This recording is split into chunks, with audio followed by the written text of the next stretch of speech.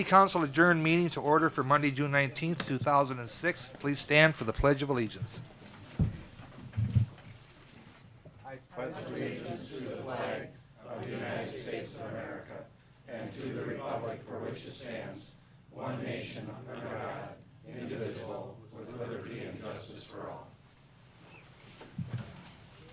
Roll call, please. Tracy? Arbogast. Here. Garnis. Here. Gisselbeck. Here. Heller. Here. Johnson. Here. Meisenheimer. Here. Solberg. Walder. Here. Wilson. Here. And York. Here. Thank you. Item number 1 is a motion to approve the minutes of the City Council meeting held June the 5th, 2006. Is there a motion, please? So moved by Alderman Heller. Is there a second? Seconded by Alderman Solberg. Is there any corrections or additions to those minutes? If not, then all in favor say aye. Aye. Opposed? Motion carried.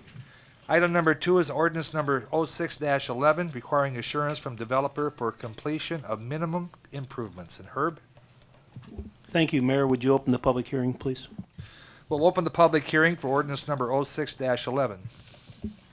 Thank you. This is second reading of ordinance 06-11 to amend section 21.5023 of the Title 21 ordinance, which requires assurances for completion of minimum improvements from developers. City Council action is required tonight.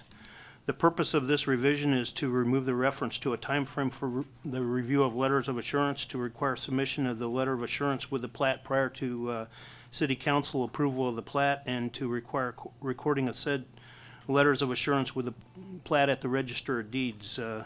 Ordinance 0611 comes with the Public Works Committee and the Watertown Plan Commission recommendation for approval. At this point in time, I'd turn it back over to you, Mayor. Thank you, Herb. Is there anyone else here to speak in regards to the ordinance number 6-11?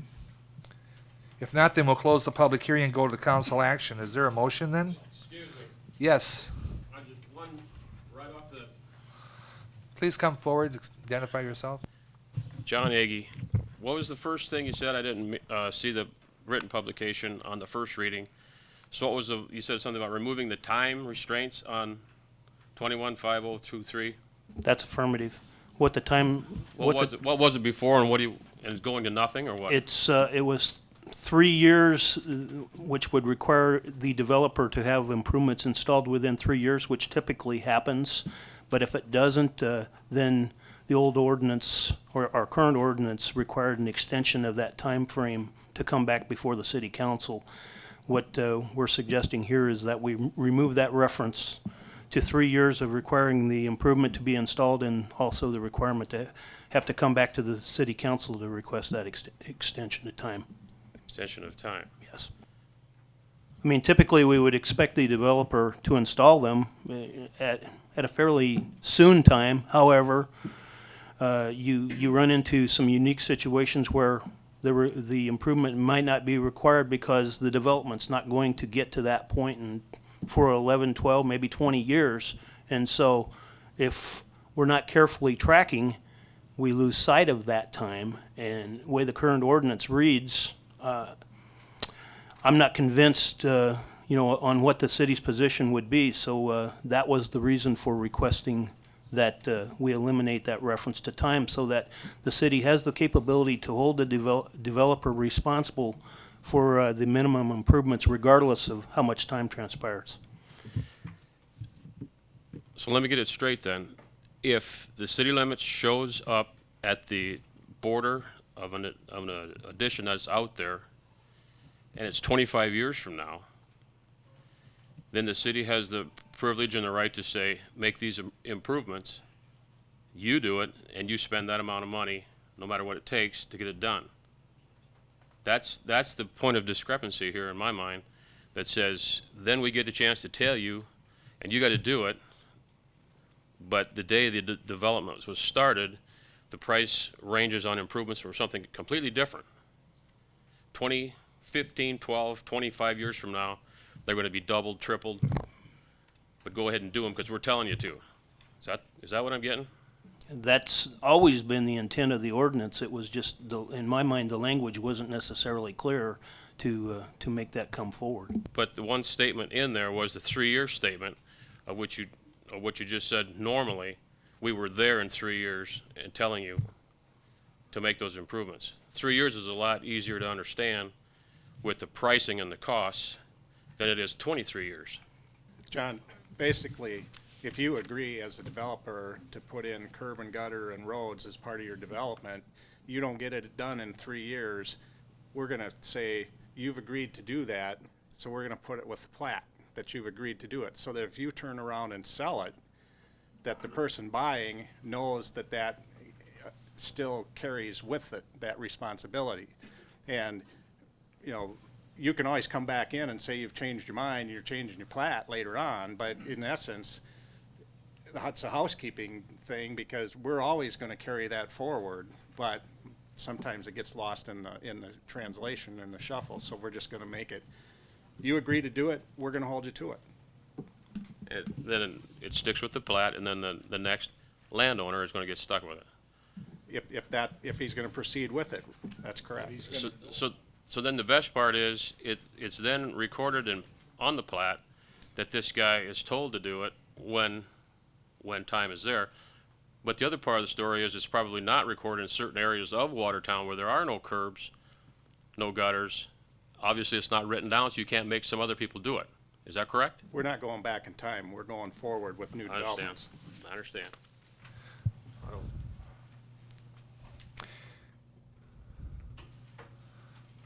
Anyone else to speak to the issue? If not, then we'll close the public hearing and go to council action.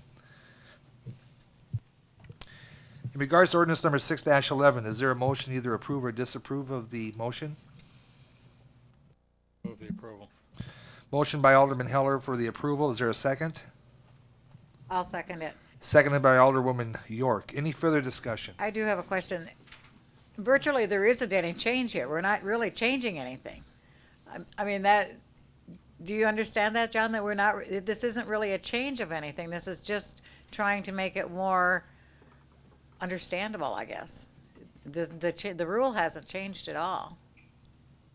And it's also eliminating the need to every 3 years or whatever the length of an extension would be for the folks upstairs or anyone to have to track this. And certainly if that development is sold before everything is completed, all the obligations are met, that should be part of the negotiations of the sale of the deal, correct? I mean, there's two people making a deal. I'm gonna buy this if you say this or that. Well, and Mrs. York, you're right. If I'm going to go purchase a lot from any developer, presumably make I'm going to have sure. some title work done, and part of the title work is going to include the fact that this has been recorded against the plat. So when I sit down to acquire Lot A of ABC subdivision, the title company is going to have told me that there's a requirement that this be done. So obviously, to your point, when you sit down to negotiate the purchase of Lot A, or I do, that's going to factor into the purchase discussion. But everyone is going to be aware, God and everyone will be aware that those improvements are required on the lots that are shown on the plat. This is actually to eliminate those gotchas around the corner. It's to make it clear to the person that's buying and the person that's selling what the expectations are.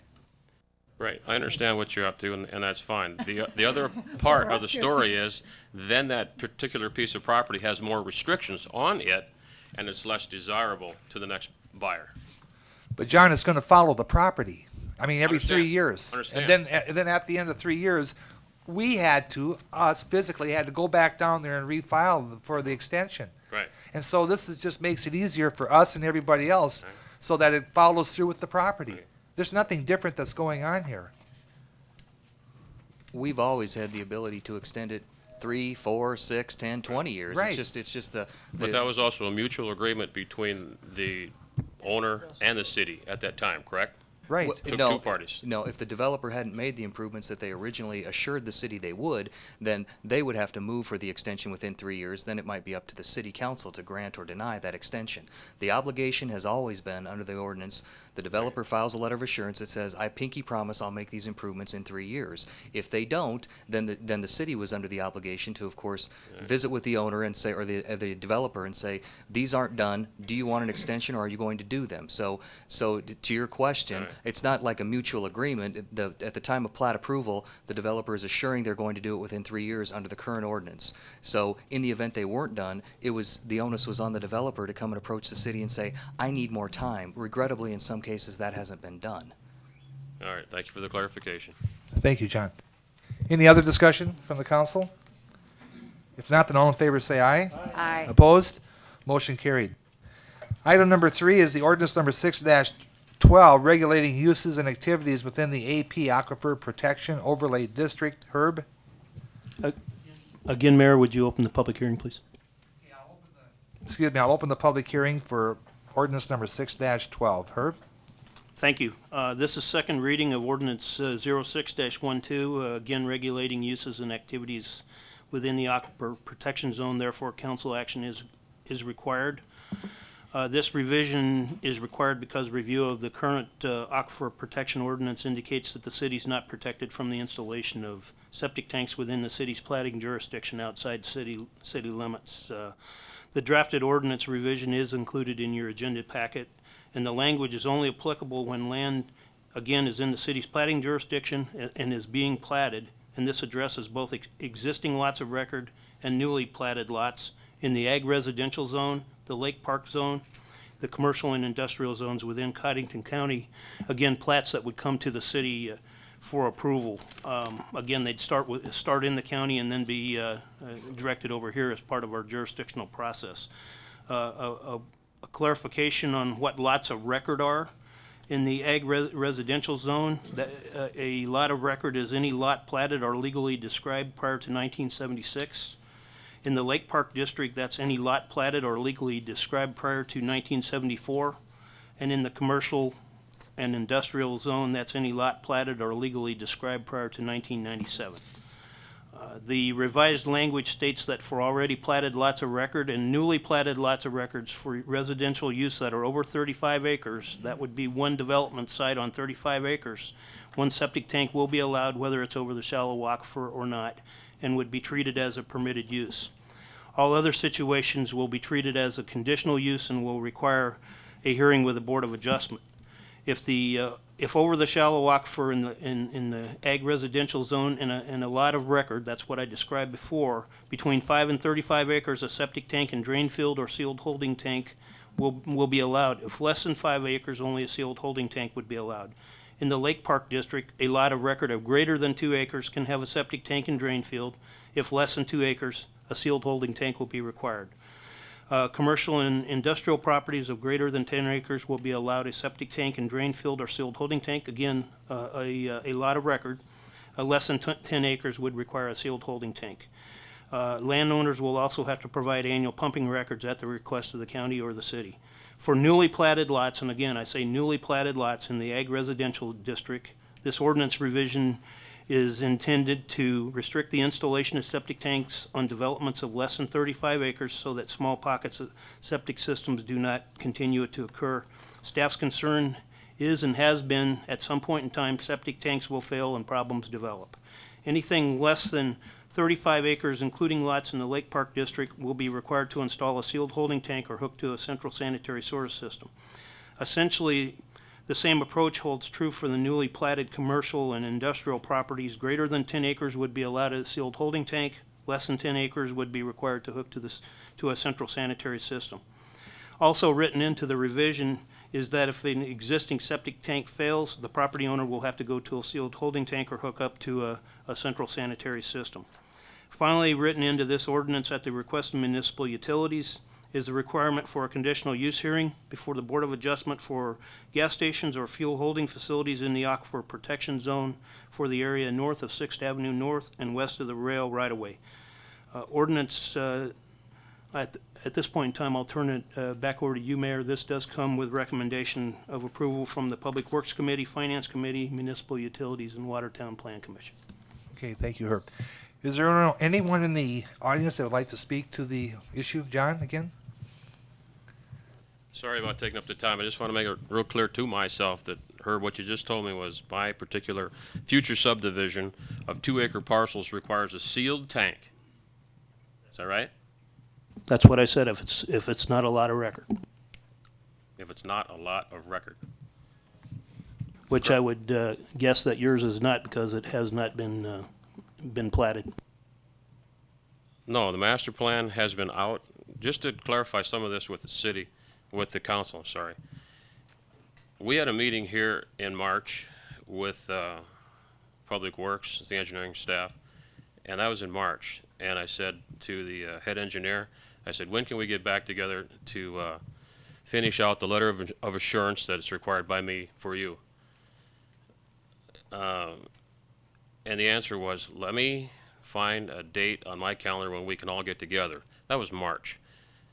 I never got a phone call from the head engineer's office, who I was told to report to by Stanton Fox. I was supposed to report to Stanton Fox. And I read this stuff in the paper. I'm glad I'm here to get this firsthand, but I'm not impressed with the professionalism as far as me getting a phone call back and what you guys are all thinking about. So obviously, I'm not impressed. Anyway, part two. The state of South Dakota and DENR has got statutes, chapter 53 or chapter 73, whatever it is, one of the two, on how to put together a septic tank system on 1 acre or more. The state of South Dakota has already got that out and done, and the construction of it. It works on 1 acre or greater. In the case of Lake Park District that he's referring to, those are 2 acres and greater. A private system works. Bar Engineering, I have paperwork at home where they flat out say a septic system properly constructed will produce better results than a municipal sewer system does. Hard to believe, but it's true. On top of that, like I already said, the state has already got construction parameters out there on how to put it together on 1 acre. I think these requirements are a little bit too harsh, not necessary. I don't see it. Can you help me out? Bar Engineering flat out said it in paper, I got it at home, that a private system on 1 acre or more will produce better results than a municipal system. On top of that, I took it upon myself to test your water coming out of your plant, coming down the south draw. I tested that water for TKN against water coming directly off an absorption bed, the TKN. The results out of the private system were better, just as expected, than the city system, which lines up right what I'm telling you with. I think you're in excess on this. I think Is there anything else you'd like to address to the issue, John? I'd just like to see it tabled and thought out better. Table? I don't think it's thought out well at all. Okay. Anyone else in the audience that wishes to speak to the issue? Alderman Johnson, you have something to say? I was just going to say, Bar Engineering may say that, but there are a number of studies out there that would contradict that. And I think you can look back to the early days of Lake Compesca, when it was all septic systems and the lake was terrible condition. And you know, there are areas of this state that have tremendous problems with septic systems, and it's not, we're not going to be a community that is going to be totally surrounded by septic systems, and especially in our shallow aquifer. I appreciate the shallow aquifer concern. I'm an enthusiast of good clean water also. The part that's probably missing on the Lake Compesca problems from years back is very few had septic systems, and the majority of them, I shouldn't say that, some of them were open-ended right into the lake. That's what gave you the biggest problem. They did not even have a tank on them. Part two, South Dakota has another list of authorized installers. These people, this list, are schooled, trained, and authorized to install private systems. Those are the people that are being used. It is sized according to the household. They work. And you can find examples for a system and against a system. And usually if something has failed, it's because the system wasn't big enough to start with. Anybody? Okay. In light of this discussion, I don't feel comfortable voting for it. I'd make a motion to table at this time. Well, right now, we're in the public hearing portion, so I'm still taking public Okay. hearing, so. John, have you anything else to say then? I'm waiting for the next comment if I need to re-comment. Anyone else in the audience then that wishes to speak to the issue? If not, then we'll close the public hearing. Thank you. Thank you, John. And we'll go to council action. Alderwoman York? I would, if certainly have that first. Well, we should have a motion to either table or. Well, go I'm going to forward. go ahead and make the motion to table then, so that the council can have some more education on this and listen to the points that Mr. Egan has made. Okay, so there's a motion by Alderwoman York to table 6-12. Is there a second? I will second that. Seconded by Alderman Solberg. Is there any discussion on that then for tabling? You can't have- No discussion allowed. Okay, we'll go to a vote. All those in favor of tabling motion 6-12, say aye. Aye. Opposed? No. Roll call, please. Okay, on the motion to table the ordinance, begin with Mr. Johnson. Meisenheimer, Yes. Solberg. Walder. Wilson, No. York, Yes. Arbogast, Yes. Garnis, No. Gisselbeck, Yes. and Mr. Heller. No. I count 6 votes in favor and 4 opposed. So it will be tabled, is that correct, Tracy? Okay. On to item number 4, ordinance number 6-13, rezoning a portion of the third railway addition from I-1 light industrial to R3 multifamily residential. I believe Rick will speak to that. This will be a second reading and then a public hearing, then council action.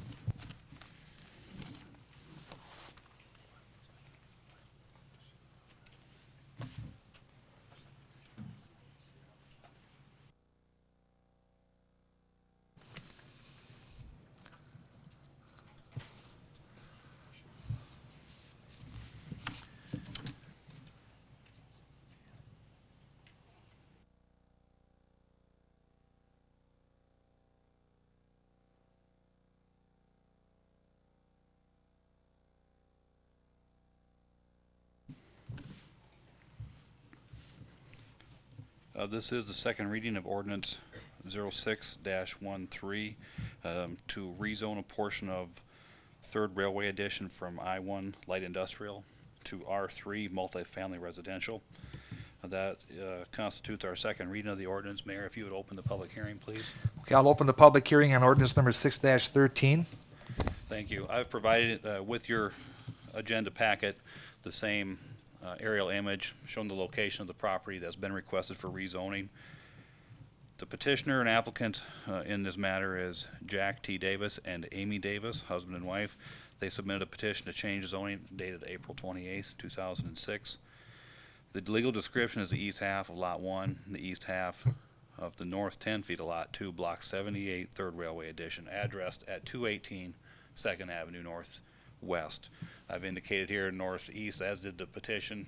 I'm sorry, it is northeast, I'm sorry. My notes and the petition read northwest, but this address is located in our northeast quadrant of the community. We heard this in front of the Plan Commission. It was public notice on May 6th in our local paper. The Plan Commission discussed it on May 18th. The City Council, again, this public hearing has been public noticed as well as required by our state statute and our local ordinances. Adjacent landowners have been notified, and we have evidence that they've all received that notification. The general requirements of the I-1 Light Industrial Zoning District, the minimum area required for a lot in the I-1 is 30,000 square feet. The minimum lot width is 150 feet. Fairly large and significant setbacks. The proposed R3 requirements, the minimum lot is 10,000 square foot minimum for a single family home as is located right now. The minimum lot width is 85 feet. And the reason I'm telling you that is the parcel we're dealing with is only 4,000 square feet, so it's really going to be difficult to meet the requirements, both area and lot width, for either one of those zoning districts. In terms of setbacks primarily, just to note, it is in line, the structures are in line with the adjacent residential structures to the east and west. But if you compare the residential structures on the north side of 2nd Avenue North, it is a little bit closer than those residential structures. However, also note that the industrial and commercial buildings to the west of the address location here have virtually a zero lot line in terms of the front yard setback. We have seen certain instances that are handled by the Board of Adjustment where there is a non-conforming residential use in a commercial zone, be the C1 or the uptown zone, or the C3 typically found in our highway commercial locations. And we have in our ordinance the opportunity for the Board of Adjustment to take action to provide some relief as to use through a special exception hearing that does provide for the continuation or the ability to rebuild a damaged non-conforming structure. The real issue comes there. If a structure, non-conforming use, is damaged beyond 60% of its value, it can't be rebuilt for that. And, you know, if you're trying to insure a home, finance a home, that becomes a real issue. And that's one of the reasons why the Davis family is before you with their request to rezone. The zoning in the immediate vicinity on the south side of 2nd Avenue North is I-1 light industrial. Across the street to the north of 2nd Avenue North, the zoning is R3, so the requested zoning seems to fit well with general properties in the neighborhood. Our comprehensive land use plan that we recently updated in December 2004 is relatively silent as to zoning changes in the areas because, quote, this is an established area of the city at near maximum build out. This comes to you with the Plan Commission's recommendation in their resolution 2006-22 for the rezoning from I-1 light industrial to R3 multifamily residential district, and that the same zoning designation be extended from the property line to the center line of the right-of-way for 2nd Avenue Northeast, which is consistent with our ordinance provisions and protocol for designations or making map determinations as to zoning. And that would conclude my comments. Thank you, Rick. Is there anyone else to speak to the issue in the audience?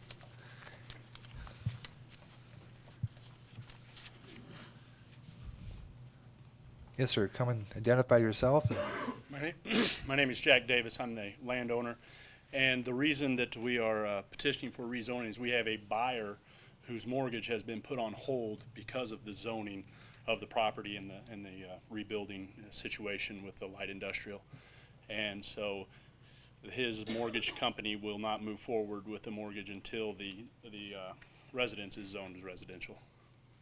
Okay, thank you, Mr. Davis. Anyone else to speak to the issue? If not, then we'll close the public hearing and go to council action on ordinance number 6-13. Is there a motion, please? So moved by Alderman Giselbeck, seconded by Alderman Meisenheimer. Any further discussion? If not, then all in favor say aye. Aye. Opposed? Motion carried. Item number 5, it's lots 1 through 16, block 16, and lots 12 through 16, block 17, Conrady addition, and we'll be dealing with annexation and zoning and plat approval. Rick? Thank you, Mayor. With regard to annexation, I have included in your agenda packet and have it shown on the screen here, general vicinity map. It's actually a preliminary plan that has been approved by the Plan Commission for the Conrady addition. Give you an idea where we're talking. This, if everyone can see the cursor, the hand-shaped cursor moving right now, this is the intersection of 19th Street East and 14th Avenue North. The properties that we're talking about right now are located right here. I want to bring to your attention that in September, this council took similar actions on similarly described properties. At that time, what was before you for annexation, zoning, and platting was actually lots 2 through 16 of block 16 and lots 12 through 16 of block 17. We've added a lot here. So when it comes to the annexation, I just want to bring to your attention that, and I'll try to show you where that is.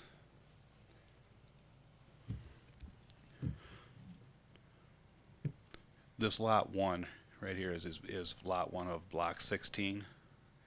That already exists as a platted lot and is annexed and is zoned. However, I might point out that if you'll see this point right here and this point right here, that currently is the easterly boundary of lot 1. Your actions back in September did approve the annexation, zoning, and the plat. prior to the plat, et cetera, being filed, including the annexation papers, there's been a change of heart there with regard to what the owner wants to do with Lot 1. They feel they need a little bit more property, and rather than address it later and have to replat the thing that we just did in September, it's been the suggestion then let's hold off on that previous action and just have this plat take precedence over the actions that we've taken before.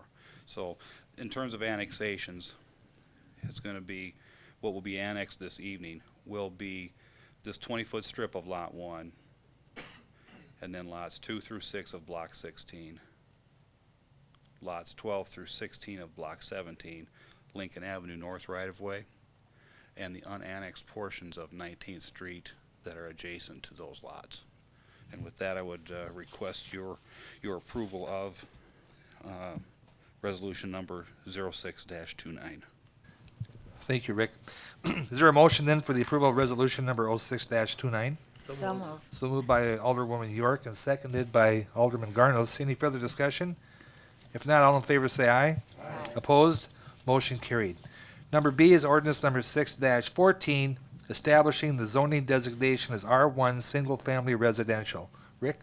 Thank you, Mayor. And again, this is the second reading of ordinance 06-14, an ordinance amending our zoning district boundaries by establishing the zoning designation of R1 Single Family Residential District for this certain real property that we've already talked about, and it's located in the northeast quarter of the northeast quarter, section 29, range 1, township 117 north, range 52 west.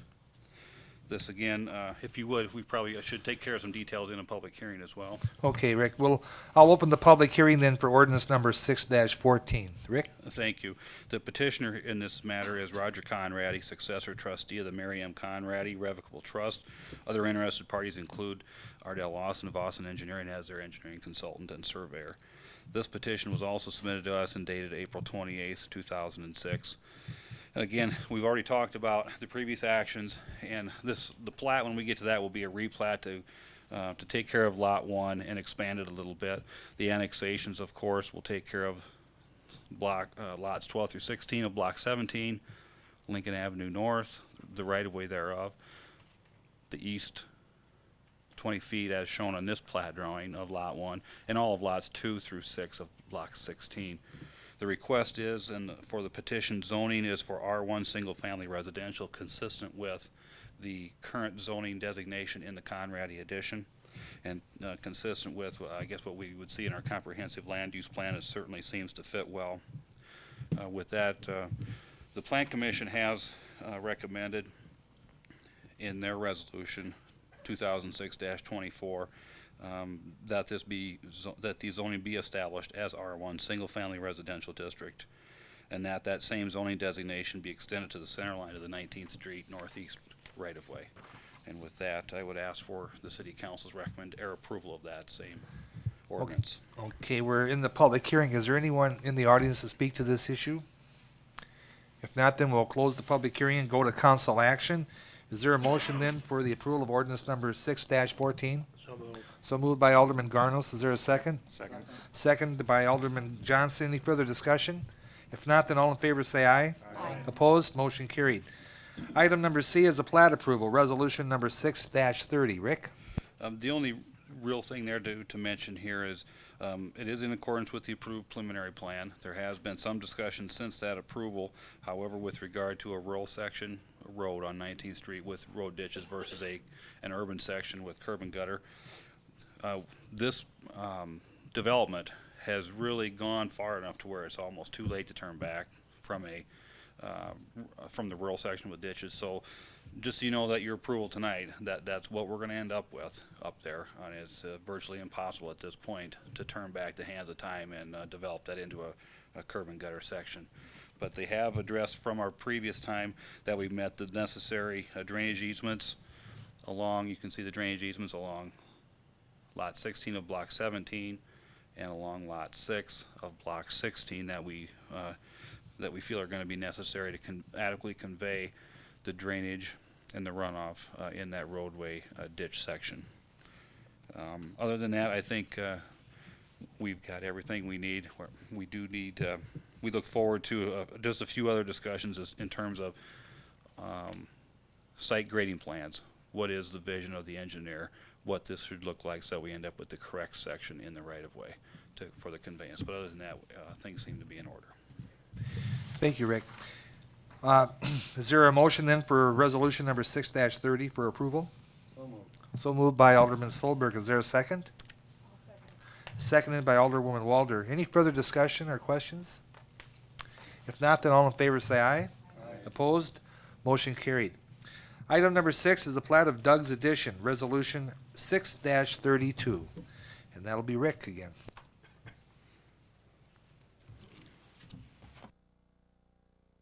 I've included in your agenda packets as well vicinity maps that I'll show here, and I've got a couple of them brought up.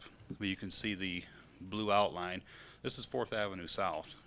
Just to give everybody a frame of reference, headed out toward the lake. The owners here and your applicants are Doug and Nancy Lukanen, joint owners of this property. A little bit closer view of the portion that's being platted. I will let you know that this has gone through the Cottington County Plan Commission with their recommendation for approval. We have the signed documentation to that effect. The Cottington County Commission has approved the plat and has signed the resolution to that effect. This is in the city's platting jurisdiction as well. It has gone to the Plan Commission on June 7th with their recommendation for approval. And that's what we are seeking this evening. Just a little bit more. It's zoned agricultural district. In the county, by their ordinances, with an existing farmstead, there is a provision whereby the owners can plat off 5 acres and contain still a residential building right on that 5 acres. It's not very often that we see that, but this certainly fits that case.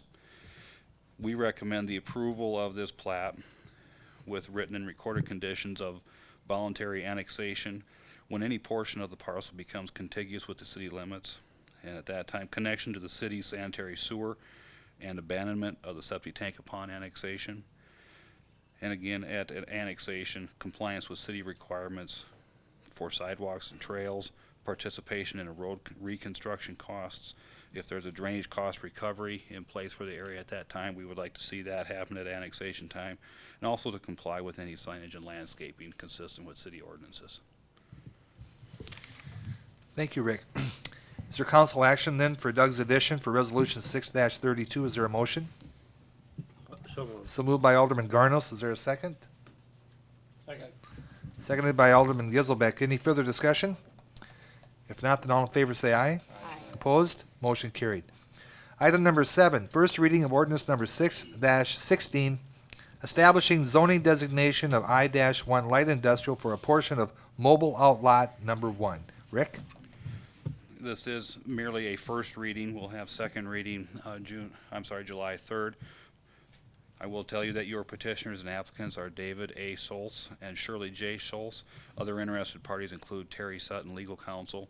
The legal description of this property is mobile outlot number 1, less than north 165 feet of the east 132.5 feet, located in the northeast quarter, section 35, Township 117 North, Range 53 West. They have petitioned the city for annexation, and they have requested, along with that, the zoning to be applied as I-1 light industrial. And we will talk about this. This has gone through the Plan Commission. We, as a city council, will talk about it further and take public comments at our next meeting. Just to give you some reference marks, and the public as well.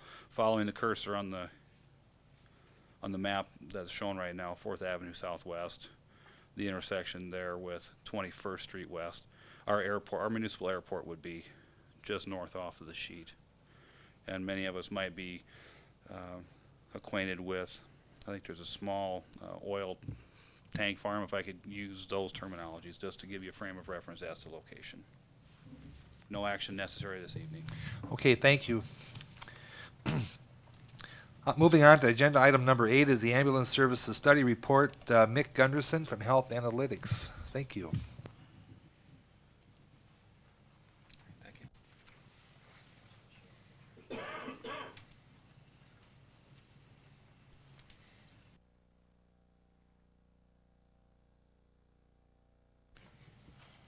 Good evening. I'm Mick Gunderson with Health Analytics, and our firm was engaged by the city to do an analysis of EMS that's provided in the city of Watertown. And the scope of work that we were asked to address is to examine current and future demand for ambulance service, perform an analysis of billing and collections as performed by the fire department, and consideration of alternative ambulance service providers, and provide any other overall recommendations on staffing and facilities. So in the process of conducting this analysis, we had interviews with staff, various stakeholders, requested information from the fire department, the police department, 911 communication centers, then performed analyses on those data, and we're looking at this through two generally used criteria is promulgated by the National Highway Traffic Safety Administration, which is the lead federal agency for emergency medical services here in the United States. And so that was the lens that we used to look at this information through. In terms of the findings we had in our analysis at a general systems level, we found a very low turnover rate, but that may be somewhat due to the limited options for someone who's interested in public safety, or specifically fire EMS, really has, unless they're willing to do a long commute to other locations. I had the sense that was responsible for some of those turnover problems. The current chief seems to have very good relationships with the staff. Those facts notwithstanding, my impression is that the morale in the department is relatively low, and I base that on a lot of the conversations I've had with employees, and some objective signs such as decreased willingness of a response to staff coming in off duty for call-in requests.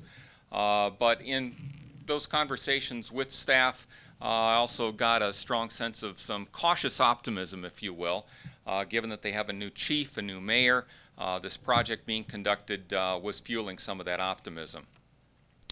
I found the department has 4 ambulances. You can see their respective years of purchase and mileage. You can see a couple of them have quite a few miles on them, or a little bit older. And the main station I found to be quite functional, but in my opinion I would consider it somewhat marginal with regard to the design of the bays to accommodate the apparatus that are contained within it, and it's showing a lot of age and wear. So there's probably some issues there of perhaps, you know, considering whether or not that facility has gone through its extended useful life without some major remodifications or consideration of a new facility. As such, you know, my professional opinion is this isn't necessarily a facility that's a source of a lot of community or staff pride, and I'll leave it at that. Professional growth and development for staff pertaining to EMS is essentially limited to refresher training and updates. And by that, it's kind of a one-size-fits-all situation. It's the same education program for a veteran paramedic who's maybe been doing this 10, 15, 20 years versus a brand new basic emergency medical technician. And in my analysis, I really didn't see where there's been a consistent pattern over the years where studies like this have been conducted, where there's a review of the state of EMS inside the city of Watertown. So good that we are doing it now, but I don't see really much history of outside objective evaluations of EMS. Part of the scope of work also included consideration of perhaps there might be someone else better suited to provide the ambulance service rather than the fire department. However, I must say that the call volume is not particularly attractive to a good quality private provider. Unlikely that if someone was interested in that business venture, they would be able to secure investment capital for it. And so probably, you know, significant city subsidy would be necessary to attract someone, and it may be spent better use of those funds supporting the fire department staffing and infrastructure. I also had conversations with senior staff with Prairie Lakes Hospital, and they made it very clear to me that they do not have a significant interest in operating their own ambulance service or operating ambulance service on behalf of the city of Watertown. So once we extracted the hard data out of the CAD systems and out of records from Watertown Fire Department. Primarily going to reflect here on calendar 2005 data. There was 2,122 ambulance and fire responses. About 80% of those were ambulance, about 20% for fire. Noteworthy is that 314 of those transports, or 18.5% of the ambulance transports responses themselves, were interfacility transfers, and the vast majority of those were to Sioux Falls. You may recall that that was kind of the genesis of this whole study, was a policy change by the city and the fire department to withdraw the willingness of the fire department to do interfacility transports from Prairie Lakes Hospital to Sioux Falls. There was some negative reaction to that. That policy was retracted, and that actually led to this engagement. So that was a pivotal issue, kind of catalyzing this study. There are increasing demands on the staff. They provide a hazardous response team coverage, the Homeland Security preparedness duties, other special operations with different types of rescue. And it's important to note that even though there aren't a lot of those incidents, this is the department that provides that type of coverage on a very large regional basis, and the time needed to adequately train and prepare for those such incidents vastly exceeds the amount of time that they're actually engaged on those incidents. So important to keep that in context. Looking at service demands in a little bit more detail, I found that a number of these interfacility transfer requests are requested on an emergency basis, and found that in many cases these were not real emergencies. In discussing this particular issue with Prairie Lakes Hospital staff, understood that their issues with trying to categorize it as an emergency, given the limited availability of ambulance and the wait times they frequently encounter with regard to this, kind of has been compelling them to perhaps over triage, if you will, these types of requests, so that they can keep their length of stays short, get their emergency department beds turned around that much faster.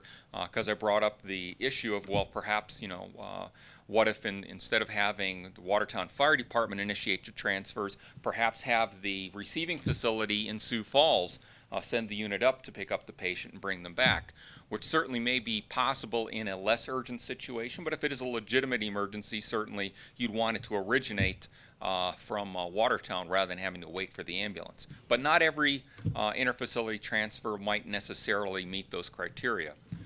And it's important to recognize that when these over triages, calling a non-emergency or non-urgent transfer an emergency occurs, they have to immediately assign that ambulance to them.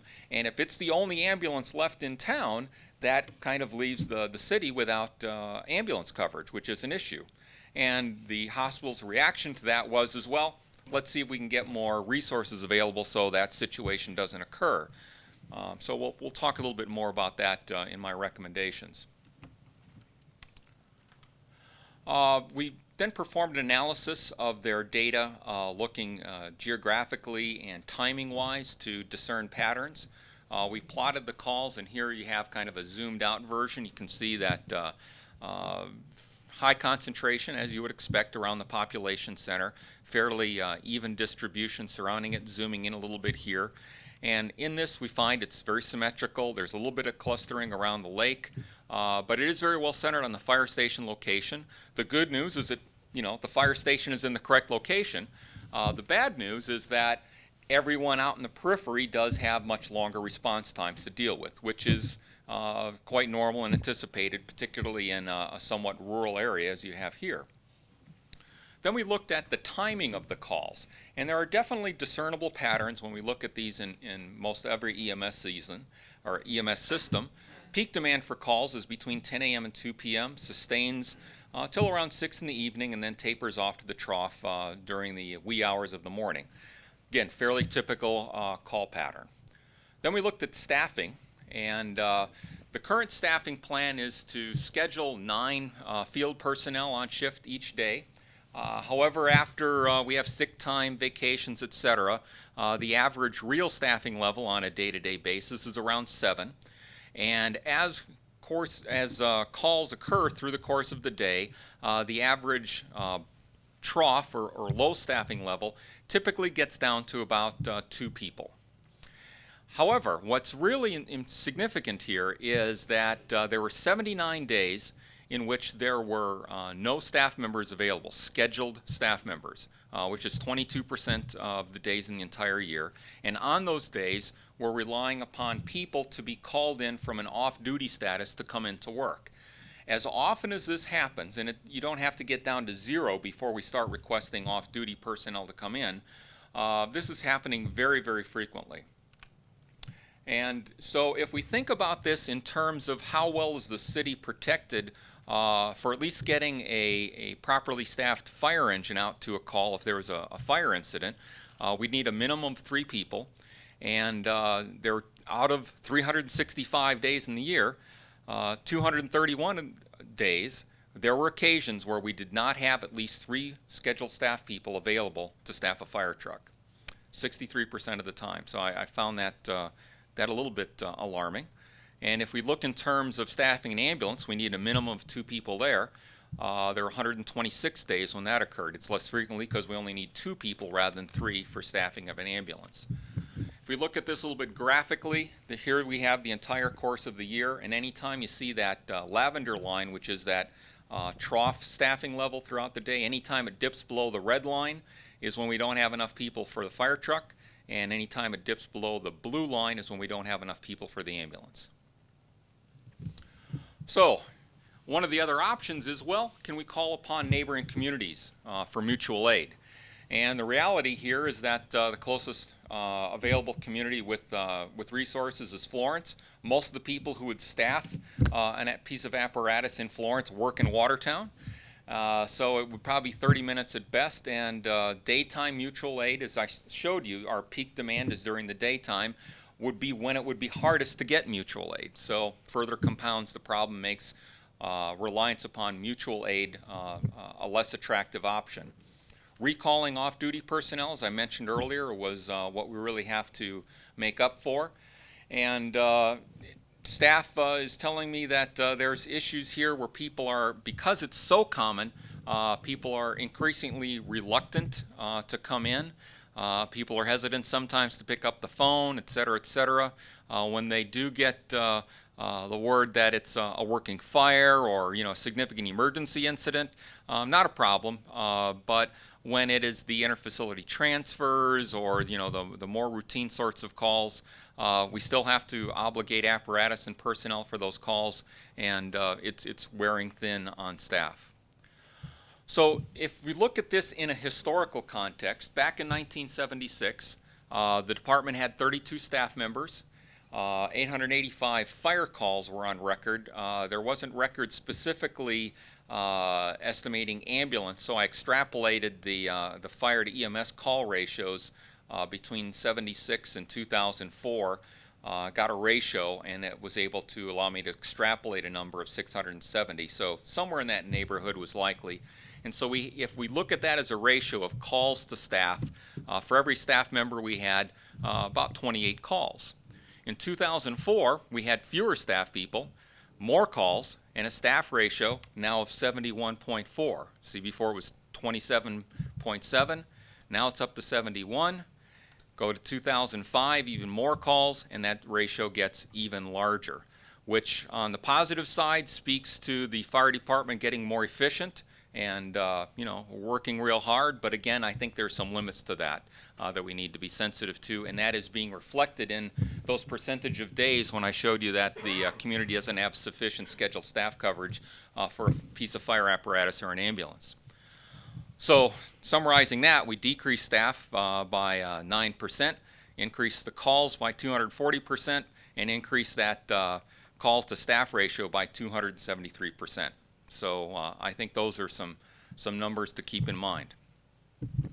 One of the other things that really impacts how this all works is the amount of time an individual call takes to run, particularly in context of responses that are more out in the periphery with longer response times and these long interfacility transports, which sometimes can run several hours in duration.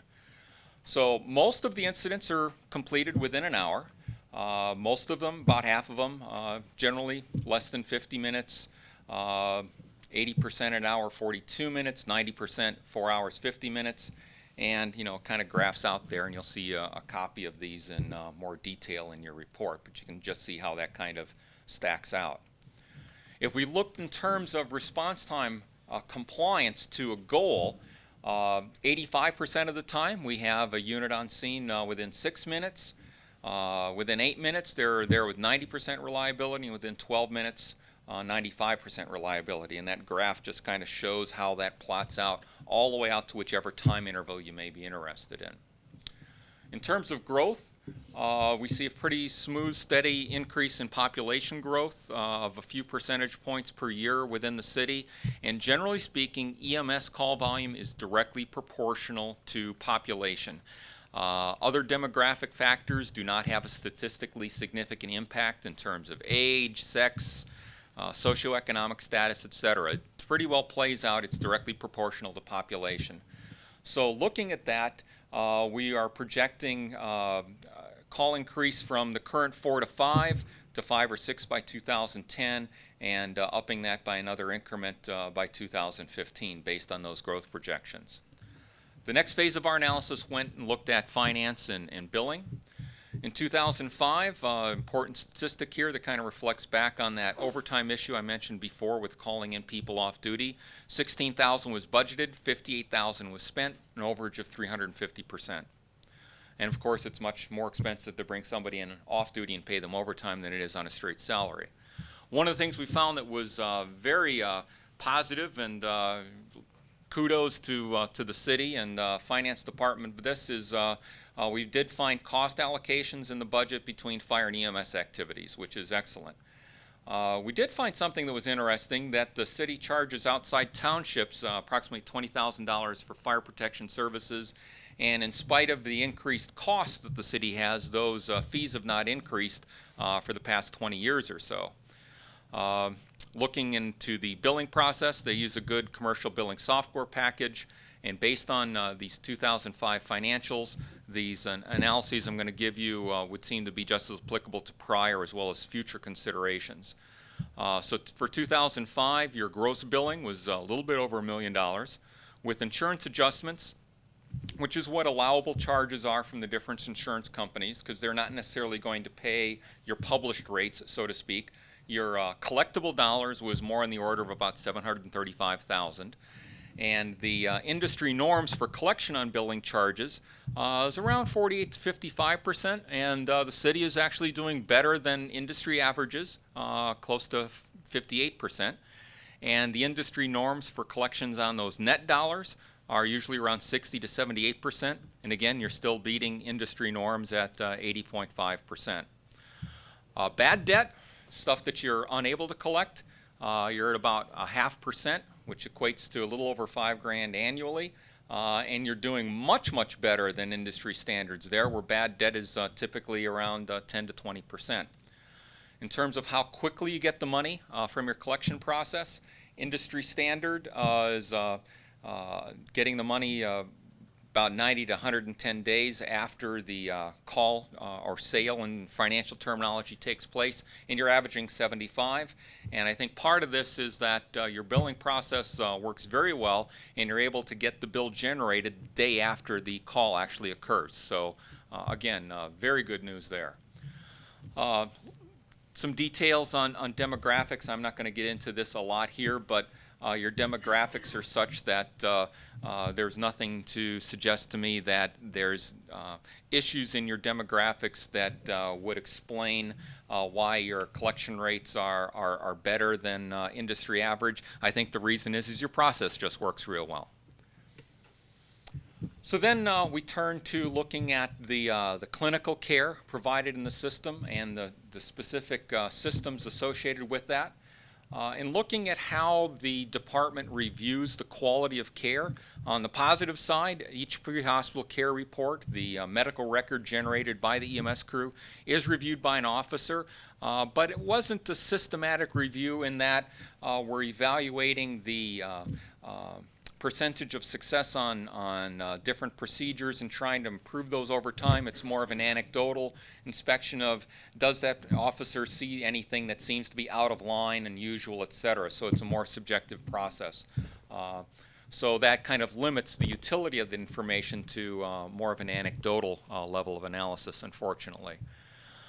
Training, very good in terms that there's about 8 hours of continuing medical education, or CME, offered every month.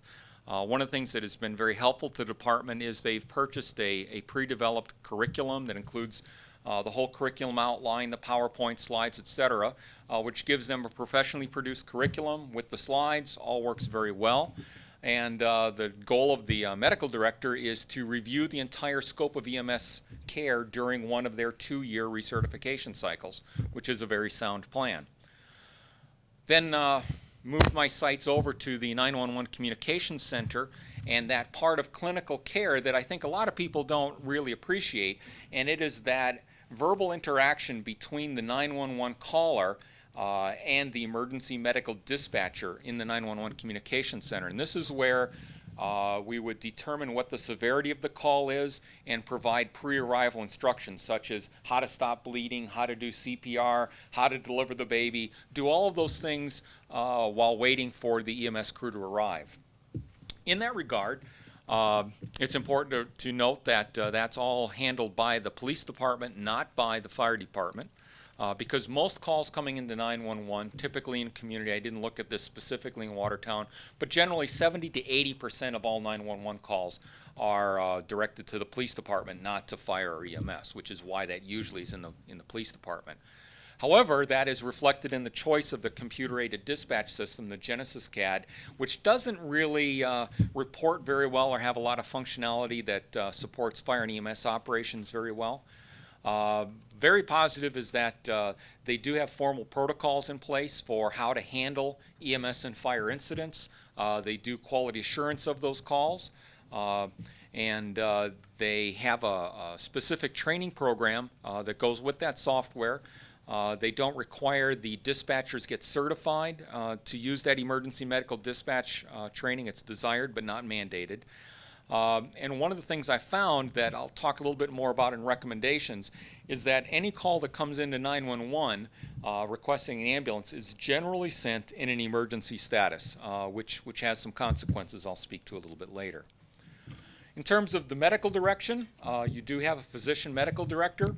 Outstanding that this person has an EMS background. He was actually an EMT before he went to medical school, and I could really sense he has a genuine passion for EMS. Has a good rapport with the field crews and officers, encourages input from them, periodically reviews the protocols to make sure they're up to date, etc. All very positive things. It's excellent that there is a formal contract in place, but unfortunately I found that much of the language in that contract is very inspecific and vague, and there isn't really a check and balance process that I saw in there insofar as how do we evaluate the performance of the physician medical director. There really isn't a connection designed in the system here to the local medical society or any other physician peer group that would be appropriate to evaluate the medical director's performance. Another disturbing finding was that in the contract, the physician is actually asked to indemnify the city rather than the other way around. It's important to understand that that physician is taking on increased liability onto themselves as a consequence of accepting responsibility for medical stewardship of the EMS system. And so that's something that we'll talk about a little bit more in recommendations. Also in the contract, there were no requirements for that physician to have any professional development or continuing education related to their EMS duties, and there was no designated operational administrative resources detailed in that regard. And it's important to understand in this context is that I have to evaluate this independent of who the individual medical director is. I can say that I don't get the sense that the local medical director does not engage in some continuing education and reading, et cetera, related to EMS. But in terms of the design of the system and the design of the relationship between the fire department and the medical director, it's silent to those issues, which I found to be problematic. So in terms of recommendations, as you could see from the funding issues, and some of this is an implication based on the funding history, and some of it is based on conversations I had with different people in the community. I get the sense that more so in the past perhaps, but there's been low political priority given to fire and EMS in the community. I'd like to see a more proactive approach taken to quality and performance measurement by the city. As I mentioned, that the review of the calls and whatnot was somewhat subjective, if you will. There aren't specific performance statistics that are kept, such as what is the frequency of patients who are suspected for having a heart attack getting an aspirin from EMS, getting the 12-lead electrocardiogram and different things in their protocol that should be done isn't really done in a structured way. I don't see evidence that there is a connection between looking at what the field crews thought the problem was and correlating that to the actual diagnosis from the hospital. So how often did the paramedics think you had a heart attack, and how often was it that you actually did have a heart attack, for example? So with that regard, my recommendation is that we kind of formalize that and establish what measures we want to evaluate EMS and fire performance with. I'd ideally like to see almost like a dashboard system where there's a set of metrics that can be looked at not only by the fire department but council as well. It might include things like response time intervals, what the costs are for EMS and fire per capita in the community, fire loss in dollars per year, clinical outcomes, etc. And that performance data be regularly presented, reviewed by City Council, the fire chief, and the medical director, perhaps on an annual basis. And then to accomplish that, it's going to be necessary to find ways to integrate this data that's over in the fire department with the data that's over at the police department. And that technical infrastructure currently doesn't exist, so that's something that would need to be worked out. One of the other things I found that is not so much a situation specific to Watertown, but is a problem that's common to most every government-operated fire and EMS service, perhaps other departments as well, is that as departments begin to embrace these performance metrics and take a more sophisticated approach to quality and performance, they will typically find ways to become more efficient.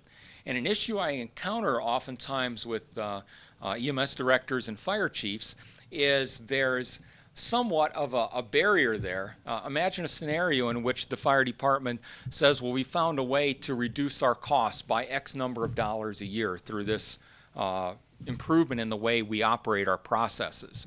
Well, what typically happens is if they decrease their budget request by X number of dollars, not only will they lose that money that year, but every year subsequently they probably won't get reapproved for those. So in effect, it creates a negative incentive for the fire departments to become more efficient in that regard. So I just wanted to point that issue out. Again, it's not specific to Watertown uniquely. It's a common problem with many government-operated services as they begin to get more efficient in terms of process design. But definitely we need to keep in mind that Prairie Lakes Hospital is a significant economic force in the community, and we need to support those and find a way to get the appropriate ambulance resources available to allow them to continue to grow and prosper within the community. And part of that is going to be their capability of transferring patients that have higher acuity that's inappropriate to keep them in Watertown for and get them down to Sioux Falls. So we need to address that. And it's also important to recognize that the way the fire department operates, much to their credit, and I think this is why they've been able to be so productive and absorb that call to staff ratio so well, is they don't have people that are designated to just do ambulance work and people that are designated just to do fire work. They have a group of excellent professionals there, and as calls come in, they allocate people as necessary to the calls that they're faced with. So very good, flexible cross-training, wonderful situation to have, but given that interdependence between fire and EMS operations, I was only engaged to kind of look at the EMS side of the house with an appreciation, understanding of its implications for fire. But I would recommend that either on a self-directed study basis or perhaps with an outside person that you actually look at fire operations in a separate study. In terms of service demand and staffing, now we're getting to some of the issues with financial consequences. If we add one person to the fire department on a 24-hour, 7-day-a-week basis, that equates to 3.5 additional people, 3.5 new positions in the department. And if you look back at those, or recall those statistics I gave you before with how often we were left without enough people to staff a piece of fire apparatus, occurred 231 days. If we add that one 24/7 staffing, which is 3.5 people, that would reduce that figure based on the 2005 data to 126 days. And for ambulance minimum staffing, it would take it from 126 down to 79. You'll recall I did that analysis for when the calls occur. Rather than necessarily adding another 3.5 people, if we could simply add another person during those peak times, that would not require us to get 3.5 people. We could maybe do that with one daytime, one FTE, one position, and that could probably take us from 126 of those days with inadequate fire coverage down to 79, and take it down to virtually 0 on an ambulance basis with your current workload. If we added a second daytime peak staffing, that would take us to 0 for both fire and EMS. So if we're looking at 3.5 for 24/7 coverage, and then 2 additional FTEs would take us up to about 5.5 new positions based on 2005 numbers, could get us down to scheduled staffing coverage for both fire and EMS operations. Now, in terms of growth, I'm projecting that you'll be hitting another complete call increment per day by 2010 and another one by 2015. And as you hit those milestones, I would encourage you, it's my recommendation that you reevaluate whether or not you may need to add another one of those peak coverage staffing FTEs or convert one of them to a 24/7 basis. And each time that increases by 1 call per day, and that sustains for 6 to 12 months, I would suggest you reevaluate that. And the thing that approach will allow you to do is, if you have further increases in staff efficiencies, that total task time decreases. I'll talk about volunteer staffing in a moment. And if the reliability of off-duty staff recalls kind of picks up the slack, you may find that even with that incremental increase in call volume, it may not be necessary to add a new position. I mentioned earlier this tendency towards over-triage by the hospital for these incidents. My recommendation is that the hospital and the medical director work together to develop appropriate triage guidelines to differentiate between these low and high urgency interfacility transfers so that you can maintain community coverage as much as possible. And on those ones where it's low urgency, until we get this staffing situation resolved in the fire department, it may be worthwhile on those low urgency calls to have the receiving facility send the ambulance to pick up the patient rather than stripping Watertown of, perhaps its last available ambulance. One of the things I was really taken back by is that the city has no history whatsoever of volunteer fire department staffing. There may be all kinds of reasons for that, but I think it's an issue worthwhile considering it's a good financial deal for the city if people are willing to participate in the fire department on a volunteer basis. Well, one of the other things I was asked to look at is, could there be a role for existing city or hospital staff? And the city staff, when we do have a major incident, I've seen this in other communities, actually worked in one. I was a firefighter paramedic for most of my career, and I spent some time working in Scottsdale, Arizona, and their city staff would actually provide some supplemental service in support of fire operations, where it didn't require them to actually be on the hose line or something, but to drive a tanker truck or to do some other ancillary support activities. Certainly these sorts of things may be available and could be a good use of city resources. The other thing that I would like to plant a seed with you is considering the use of administrative volunteers. I mentioned a lot of this about performance and quality evaluation. And I find in generally most communities there are industrial resources in particular where there's people with a great deal of expertise on total quality management, Six Sigma technique, et cetera, that are very amenable to fire department operations. and there may be good opportunities to get local industry or academia to help support the local fire department in that regard. In terms of financial recommendations, if we do increase scheduled staff coverage, we should be able to reduce that overtime number. That's, in my view, money just flying out the window needlessly. Address this issue where we have the rural fire districts that haven't really had a rate increase in 20 years. So there's some money that may still be on the table there that would be appropriate to take advantage of.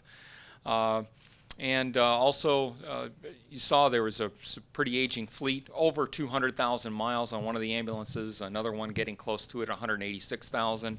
I'd like to see those older units replaced as soon as possible, but it brought up the issue, a larger issue in my mind, is an ongoing ambulance replacement strategy should be put in place where a fraction of an ambulance cost is put into the budget each year so that every couple of years you're able to continuously rotate through new ambulances, which will give you better quality ambulance, lower maintenance costs, better reliability, all those sorts of things, all very positive.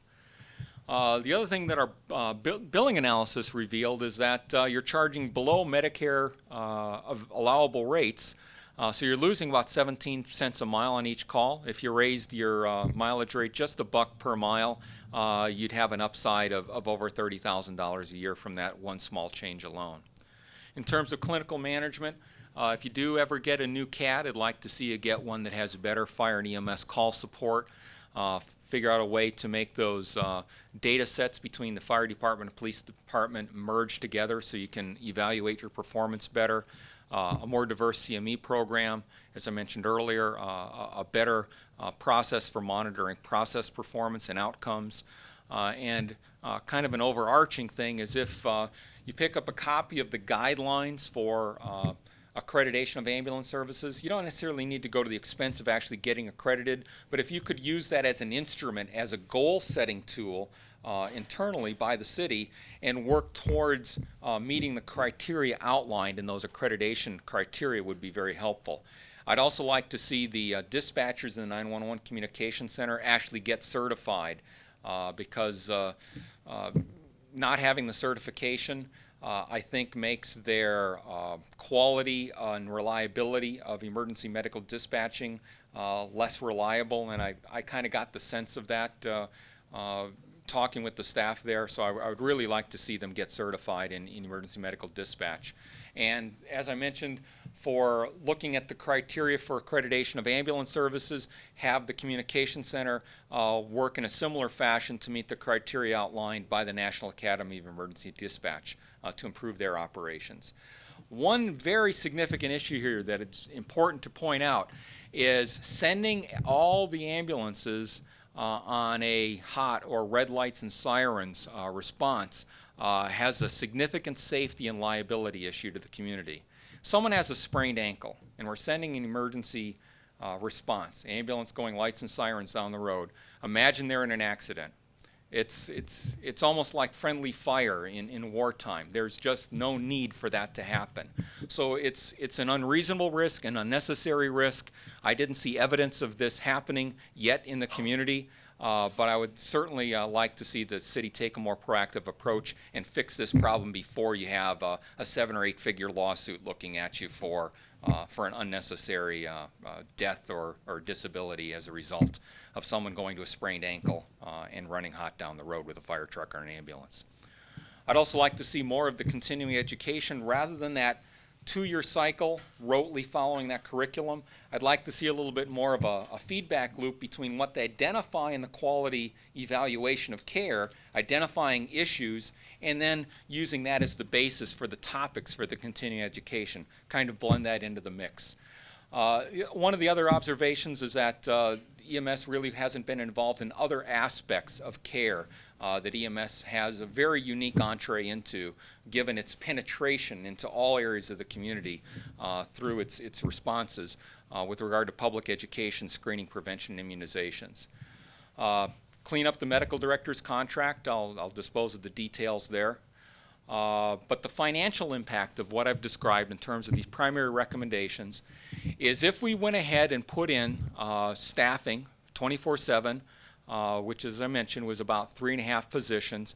Assuming a base salary of $36,000 and a 25% benefits package, that works out to about $45,000 per person. So we're looking at about $158 a year. If we can save, a lot of those overtime costs, that could offset it. And I'm guessing you could probably save about $50,000 in those overtime costs. So your net cost for that position would only be about $108,000 a year. And then if you added those peak daytime staffing positions, it would be about $45,000 apiece. So if you added 2 of those, you'd have about another $90,000 a year, and that would take you down to level 0 based on 2005 statistics for not having enough people to staff a fire truck or an ambulance. I'd also like to see you, as I mentioned, allocate a little bit of replacement cost every year for a new ambulance and increase the mileage charge, and that could bring another $32,000 in. And with that, I apologize for having to go so quickly through, but there's a lot of facts and figures, and I'd be happy to entertain any questions or discussion. I have a question for you. You didn't mention anything about the helicopter service that, for emergency purposes. How does that enter into the program for? A tiny, tiny number of calls, not enough to really affect staffing whatsoever. And one of the other issues with helicopter interfacility transports is they'll do those on the most highest acuity cases, but there is significant risk associated with helicopter transports. The safety issues are significant, and the stress to the patient, those issues are significant as well. So they are a factor, but the number of actual calls in which aeromedical transport is used for interfacility transports would not affect any of these staffing recommendations at all. Mick, one of the things that I don't know if you touched on in this presentation, but was general idea for location for substation or other facilities. What did you see? Given the symmetry of call distribution and the call volume right now, your response times aren't bad. I don't see a need for an additional station now, but as mentioned in the written report, if you do put one in, I would like to see it on the other side of the railroad tracks in the river.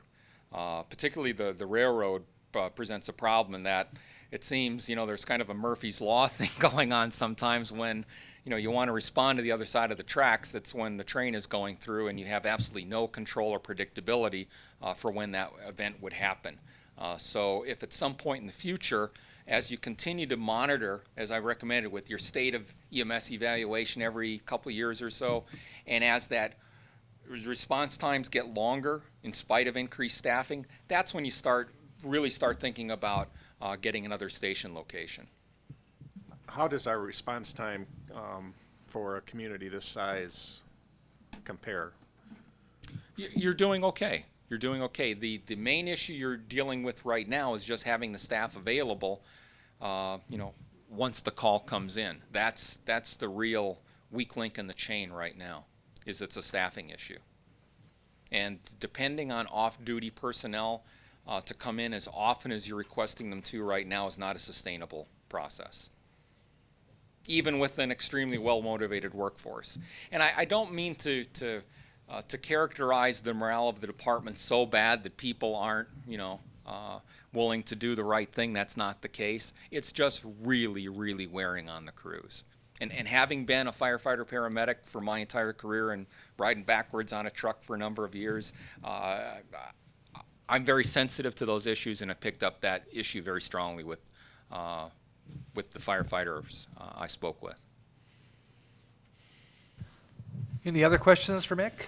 I got one more question. On the staffing and that, you said we should probably have 5 new staff, 3 for the 24/7 and then 2 during peak times. Yes. What if we added 2 for peak times and didn't add the evening ones or the ones that are less called than that? Does that dramatically bring down the staffing people available to answer calls? Any staff you add will have a significant impact at this point. So it's somewhat of a Chinese menu.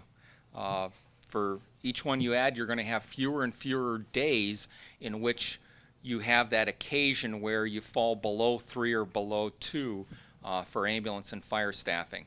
So what I tried to present you with is a listing saying if you added the 3.5, it would take you down to this level. If you then added one additional daytime staffing, would take you here, and I could get you down to 0 with the 24/7 coverage and 2 daytime staffing down to 0. I thought that would be much more fiscally responsible than adding 24/7 coverage for three times, which would require 10.5 people rather than 5. Big savings there. And again, that was my analysis of the timing of the calls enabled me to make that recommendation comfortably. Any other questions then for Mick? Chief's got a comment? Yeah, Chief Vitek informs me that dispatch is all accredited. They've been certified in all the dispatch terms, so we're good to go there. Oh, great. All right, we'll make that correction. Okay. Yes, Dennis? Yes, I have one other question. In working with Prairie Lakes Hospital, did they say that they definitely do not want to operate a ambulance service? They were very clear about that, yes. It's really not their core competency, their core business. Hospitals sometimes engage in that, but what they're really interested in is making sure that they have the ability as the need arises on an emergent basis as well as a non-emergent basis to move those patients as needed so they can continue to be an effective rural hospital coverage, with them serving such a large geographic area. The success of that business model and success of their hospital is absolutely dependent upon the ability to refer to the tertiary centers in Sioux Falls, Aberdeen, wherever it may be. And then that's the weak part of the equation, which led to this study actually when the fire department tried to retreat from that role.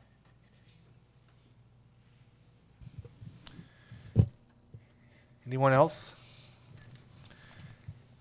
Thank you very much, Mick. Thank you. Okay.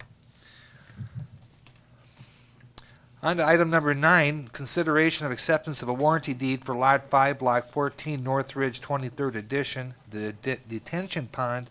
That'd be Dave Peterson. Good evening. You should have in your packet a copy of the warranty deed for this property and also a plat showing the location of this property.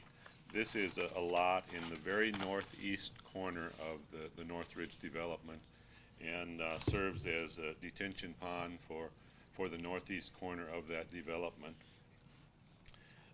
This is in line with what we have done on other detention ponds in the city where developers have constructed the detention ponds. The city has taken over the ownership of those ponds and the maintenance of those ponds. This comes to you with the recommendation of the Public Works Committee for approval.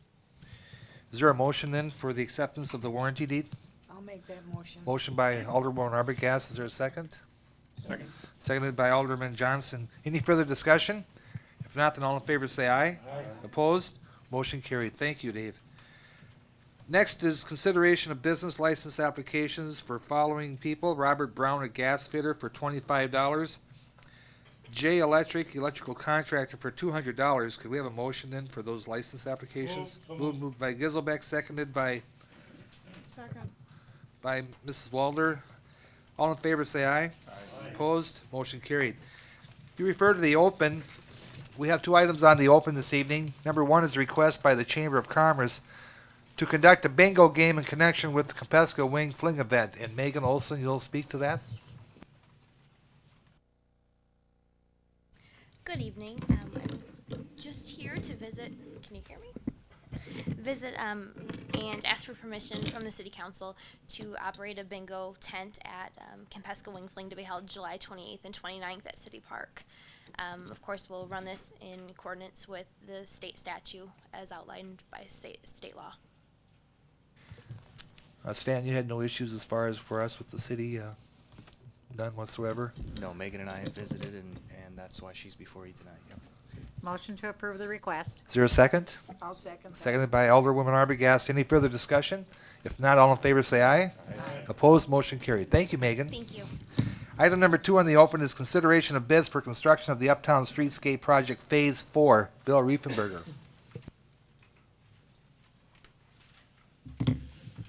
Good evening. I think Herb passed out a packet on, bids were open last Thursday, and Friday morning, Urban Renewal Board met to discuss where this falls in line. The first page on there is the original Dave Todd's estimate of the cost, and the second page is the actual bid. Over on the right there, he did a little calculation on the tape, and Herb and I concurred that we believe that $3,150 would be for each 2-block section. Maybe to, in case there's some, so there's full understanding of what this bids are for. The initial base bid is for Maple from First Avenue to First Avenue, 2 blocks of Maple. The second one, the first alternate is for Broadway from First Avenue to First Avenue, 2 blocks. And the third one is for Second right out here in front. Obviously, the numbers are way past what Dave estimated, and he had built in from the Kemp Avenue work roughly about 15% increase that he expected there to be. On the third page, we only had one bidder. Dallas Hanson was nice enough to kind of do some breakdown on some of the costs so we could look a little bit about where they, were running over. The steel grades for the trees were just about doubled. The concrete went from $67 a yard in his previous bid when he bid in 2003 to now $84. The Urban Renewal Board would like to try to put together, to get the Broadway and Maple done. And on my last page, I put together on the left a breakdown of what we see as the cost and what presently is available for funds. And of course, some of that is not 100% because I did talk to Jeff High, Municipal Utilities, and one of my concerns was that the $120,000 would be allocated $40,000 per street, which would only give us 80, but he indicated that he didn't think that was going to be a problem to do the 2 streets and still use that monies. The second part on there on the right, the city, we now have in the budget $220,000. And I want to make sure that if we would try to proceed with doing the 2 streets, that the 220 wasn't intended to do the 3, that we're okay to use that to do the 2. Urban Renewal has $50,000 budgeted this year, and I believe there's about $30,000 in other funds available there. And then the other costs, some of the other funds that would probably be available would be the breakdown on that third page shows that the curb replacement, curb and gutter replacement is $19,365, and that's for one 2-block section. Assuming that's the same on each one, I know there's some money set aside, but whether that would be approved, maybe, I don't know if Herb would want to comment to that. There's $100,000 in our current budget for sidewalk and curb and gutter improvements. Those typically in the past have been earmarked for our public improvements, which I believe the curb and gutter would fall under. I'm not sure that the sidewalk would. And I might also comment, the $19,365 was for the Maple section. Each street section is going to have a little bit of difference in terms of an amount, probably not significantly different either up or down in terms of the 19,000, but it won't be exactly the same in all 3 cases because as we walked the different street block sections, you have varying degree of degradation of curb and gutter, especially to an extent.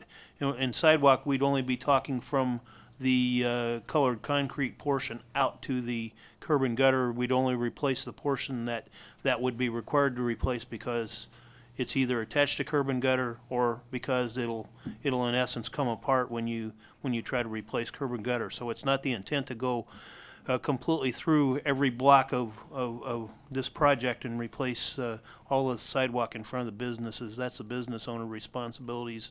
And they can certainly partner, with the contractor in that effort if they so desire. And I can't speak exactly how that 19,000, that's, I mean, I would have to get that broke down tighter to be sure that money, as you can see though, I'm still $75,000 short. Initially I was thinking it's going to be around $10,000 short, but what I failed to add in there was we still need to cover the architectural fees and the plans and printing, which was on Dave's original estimate, and then he had 5% contingency in there. So I added that same numbers into my left-hand column there, which ends up being short 75,000.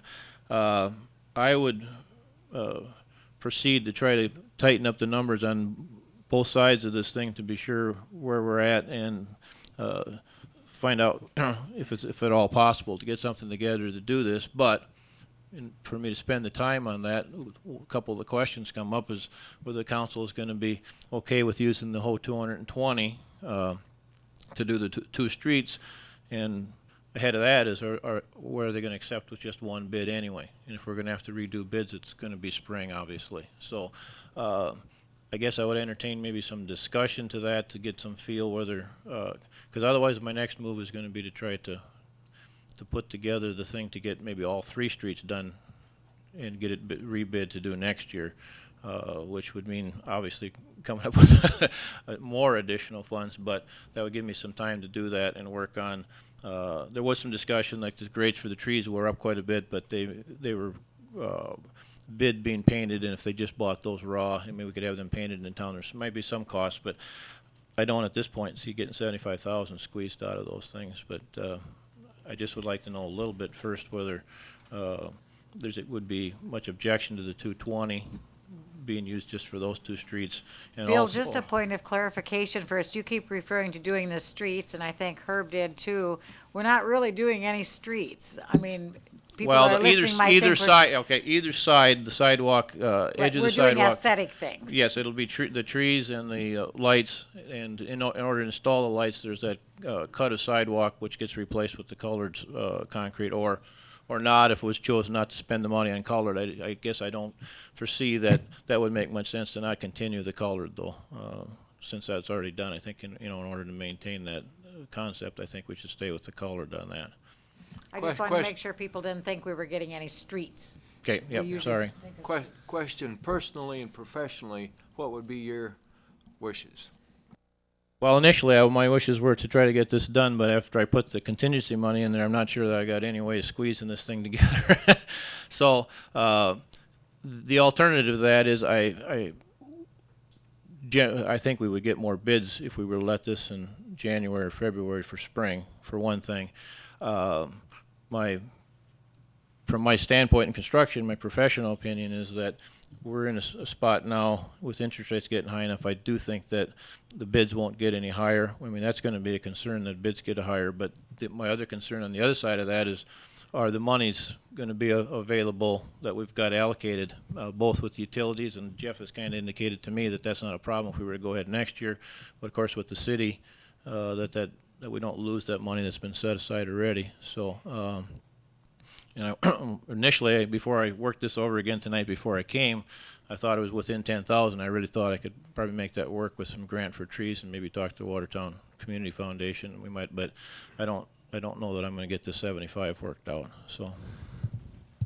Thank you, Bill. So your recommendation is to reject this bid and wait and redo it in January? Well, I'll certainly work to try to get the 75,000 thing worked out if I feel that the council has got isn't going to shoot it down anyway because they think one bid isn't going to be adequate. Because if they're going to shoot that down, then I might as well spend my time on working for spring.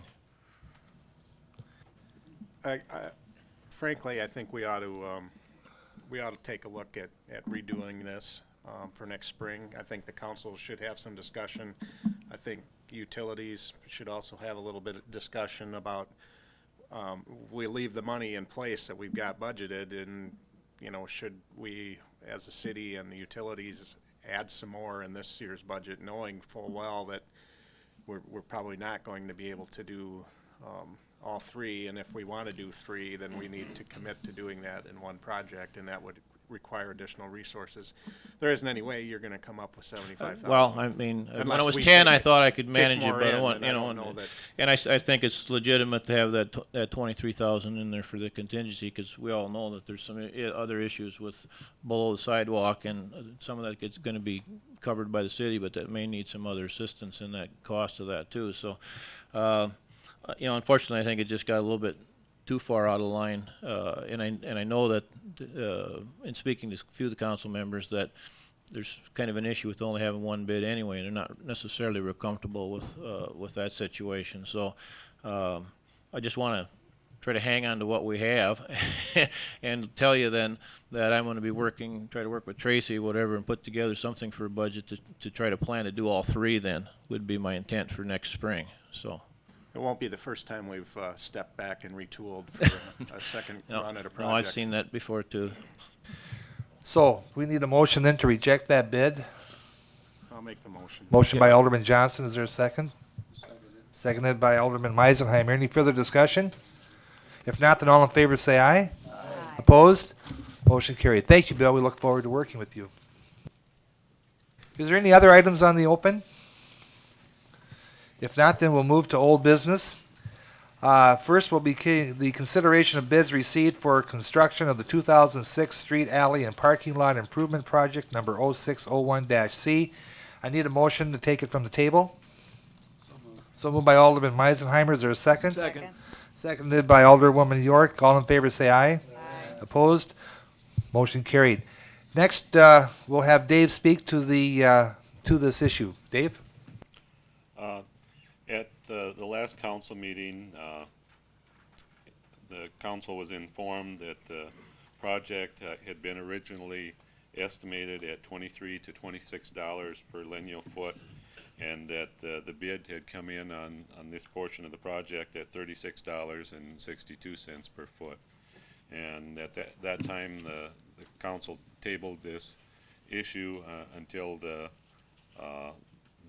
property owners that are involved with this project had time to consider whether they wanted to go ahead with the project, or if they could work out something with the contractor concerning the price of this project. And I guess I'll leave it up to the property owners to inform you as far as what they have worked out on the project. Okay, we'd like to have one of the property owners come forward, please. I'm Rich Thomas. I'm one of the property owners, and the other three are not here, but we have all spoken over the last couple weeks. We did approach McLaughlin and Schultz, and kind of a dead end there, which we weren't totally surprised by that, but we would like to go ahead and have you go ahead with the project, and we'll assume the costs and bite the bullet, I guess. Thank you, Mr. Thomas. Thank you very much. Anyone else that'd like to speak to us? If not, then we'll need council action then for those So moved. bids. So moved by Alderman Garnos. Is there a seconded by Alderman Giselbeck? Any further discussion? If not, then all in favor say aye. Aye. Opposed? Motion carried. Thank you very much. I have one other thing, could I? Yes. And that is when they come out there to do that, will they make sure that grading is for the water problem in terms of all the water coming down the hill? Herb? The city will do that, I assume? We'll make sure that's coordinated with the contractor. Okay. Okay, thank you, Mr. Thomas. Thank you very much. Next, we'll move to item number B under old business, consideration of bids for the recreation center rooftop units. Dave?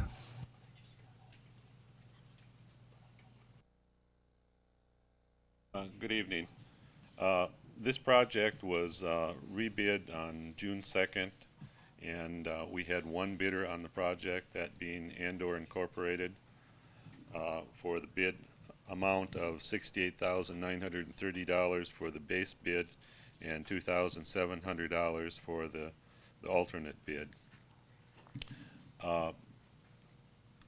This has been to the Public Works Committee, and the Public Works Committee has recommended the award of this bid That's to Andor? to Andor. To Andor. Is there a motion then, please? So moved by Alderman Solberg. Is there a second? Seconded by Alderwoman Walder. Any further discussion? If not, then all in favor say aye. Aye. Opposed? Motion carried. Item number C under old business is the sign ordinance revisions, and I'll refer to you, Alderman Johnson. As you remember, we kind of drew to a deadlock on this and referred it back to the Planning Commission, which quickly referred it back to us. And we have gone back through the ordinance. We've met with, we've had one full meeting of the sign subcommittee with a number of people that were interested in this. I have met with numerous individuals one-on-one to go over the sign ordinance, and based on those meetings, I have proposed the following changes. I'll run through them very quickly, and when I'm completed, it would be my suggestion that we act on this and adopt it, but that's up to the council. So if you have your ordinance, you can follow along. The first one is on page 11 under item 5, where the permit is prohibited. No permit shall be issued to any lot upon which there exists an illegal sign at the time of making permit application. However, the permit may be issued for both the removal of the sign as well as for the erection of a legally conforming sign was added, so that there was no delay when in taking one down and putting another one up. So that was just kind of a housekeeping thing. Over on page 16, under legally established non-conforming permanent signs, subsection 3, we added to that, if a sign is damaged by an act of God or other means in the event of repair, the damaged sign shall be brought into compliance with the provisions of this ordinance. As all other signs which remain on the property that was a site of such damage will be allowed to remain until such time as they are required to be replaced. This was added because in the event, let's take the Cowboy at 212 and 81 as an example. If a truck came through and knocked over their large sign with all of the other signage that they would have on their site, to repair that one sign, they would have to bring all of their signage into conformance, which would be a substantial expense caused by something not of their doing. And so this gives the ability to repair something that was done while not having to bring everything into compliance.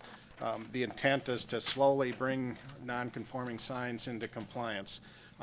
Over on page 19, political signs was increased in size from 16 to 32. Essentially, it was at a 4x4, and this goes to a 4x8, which is the more common political sign that you see out there. Under temporary signs, we increased the size of temporary signs from 48 to 60 square feet. 48 appears to have been put in there because that's kind of a standard professional sign.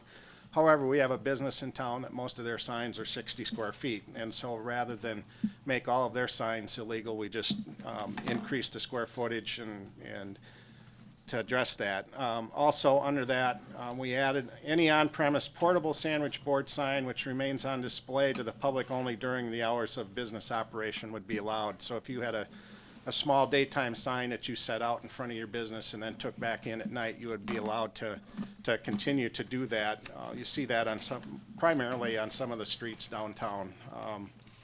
And on page 21, under number 2,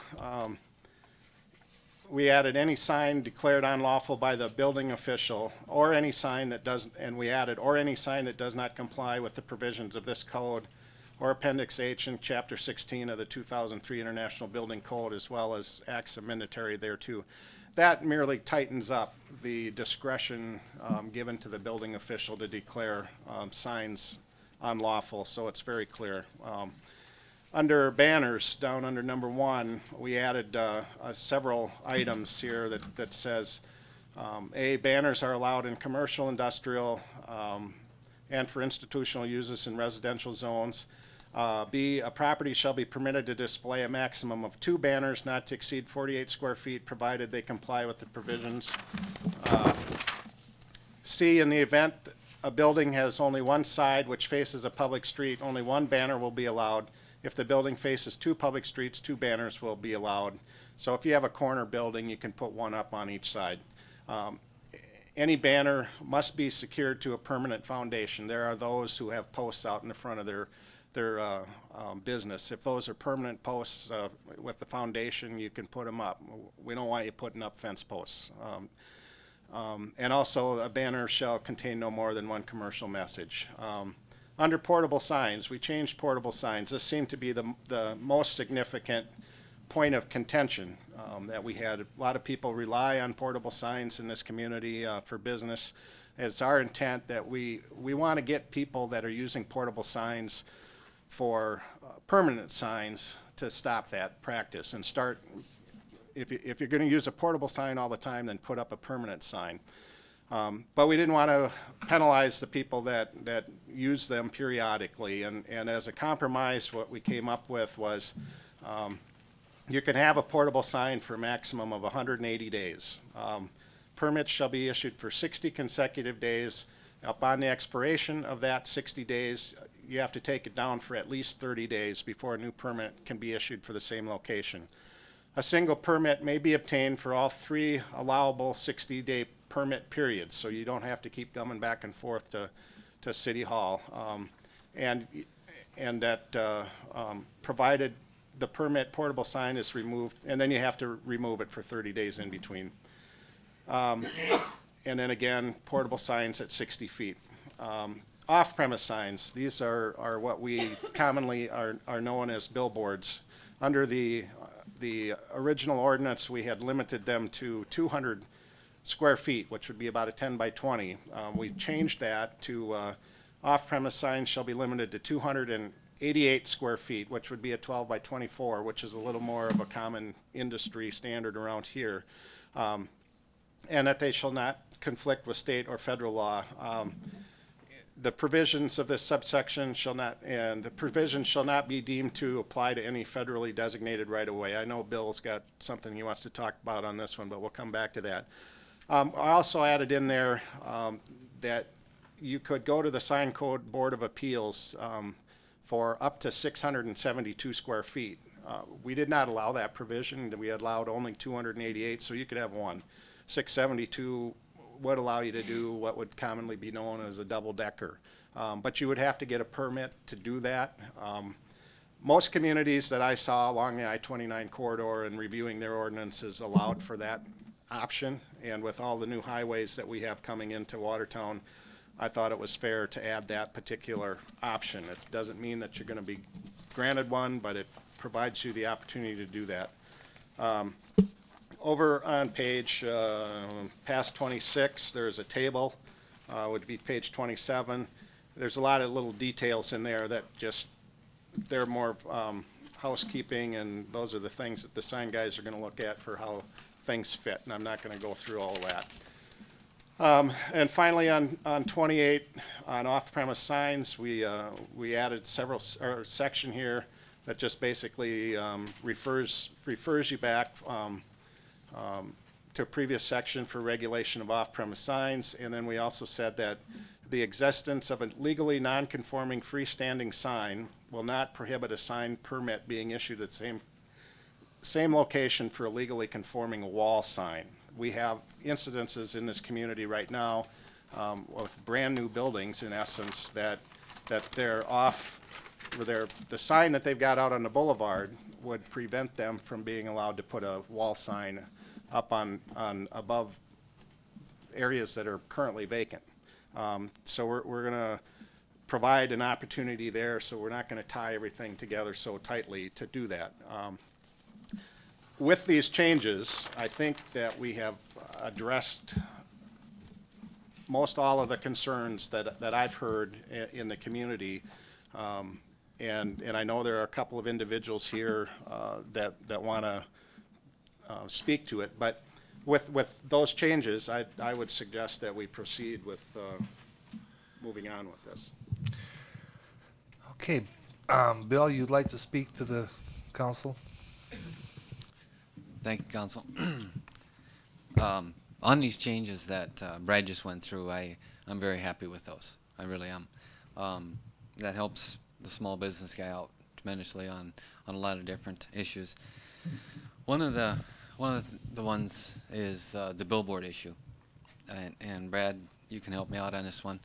When I had asked for letting the billboards on the interstate be regulated by the state and the federal, you commented to me that the federal, and you can go ahead and explain to me how that works, but you had mentioned that the federal will oversee the city. Well, Bill's request was that we in essence on Interstate 29 that we would allow billboard type signs, which we really don't have defined in the ordinance, but that they comply with state and federal regulations only, as opposed to the city ordinance, because the billboards on I-29 are 1,000+ square feet and 1,200 square feet. They're much larger than the ones that we allow in town. And so I had some conversation with Stanton in regards to that, and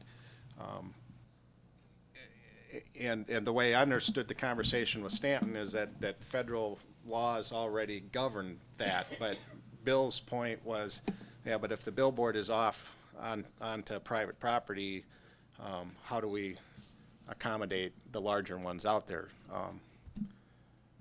And my response to you was based on my own experience when I was counsel for the city of Rapid, and the federal government does have jurisdiction over a certain geographically defined area within proximity of the interstate.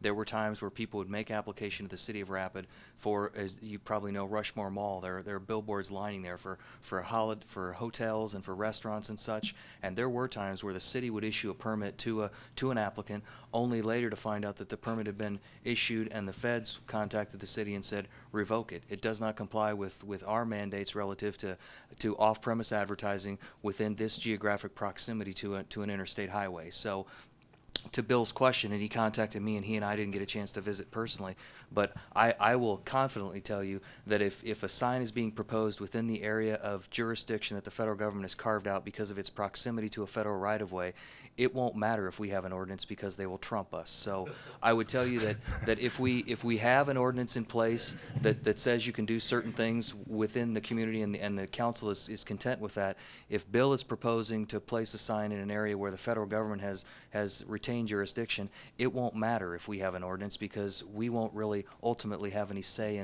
in the size of the sign or the placement of it because they'll already have in effect captured that field. So Brad, I agreed with your suggestion in our conversation that we leave the ordinance as it is, knowing full well that if Bill is in an area where the federal government has captured jurisdiction, it's going to be a moot point anyway. So what you're saying, Stan, we do not have to apply with this ordinance as long as we're putting it out on the interstate, No, on the federal freeway. No, what I'm suggesting is that you would probably still need to make application to the city of Watertown, or at least let us know the placement in the event we want to assert jurisdiction. But we will then go through the scholarship of confirming whether or not the federal government has basically preempted the field. If they're going to trump us by virtue of where you're proposing to put this, we may not have any say in it. But I think that if you're at all curious about a particular location, your first place to start is probably going to be with the state DOT to find out whether or not the area you're proposing is a place where they have basically preempted the field and have jurisdiction over it. If it isn't, you're going to have to come knock on the door of building inspection for the city. Right. But what happens there is once we do find a legal site from the state, okay, and Watertown has a 1 mile jurisdiction of the city limits, which I understand. So city limits is here, you jurisdict clear past a mile past that, the state will allow me put it up as 1,200 square feet. The billboards that are out there now are 1,152. For example, they're right at what the size. They're not getting any bigger than they are out there right now.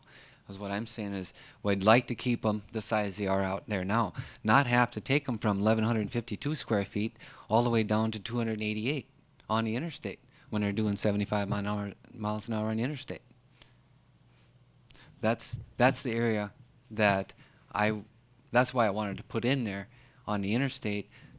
We will comply to federal and state laws, but we don't want to be locked in to the city ordinance at 288 square feet when the state allows larger.